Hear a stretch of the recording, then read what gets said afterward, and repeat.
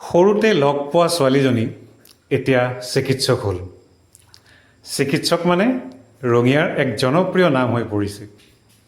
নিজৰ খুব সুন্দৰ হাঁহি মুখাৰে চিকিৎসা প্ৰদান কৰি আহিছে এই চিকিৎসকগৰাকীয়ে।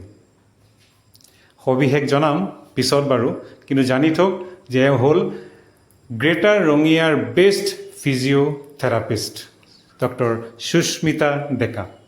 ইয়াত আহিলে আপোনালোকে কি সমস্যাৰ পৰা ফ্ৰী পাব? All kinds of back pain, পিছফালৰ যিকোনো বিষৰ সমস্যাৰ পৰা ৰেহাই পাব, নাৰ্ভ ৰিলেটেড পেইনবোৰৰ পৰা ৰেহাই পাব।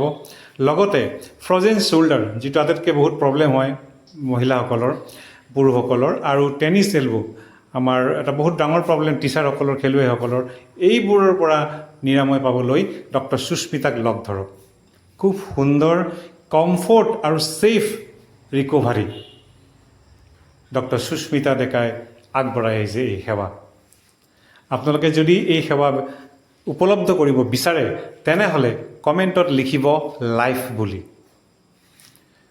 এয়া আমাৰ ৰঙিয়াৰ বাবে গৌৰৱ, আমাৰ সন্তান সুস্মিতা ডেকা।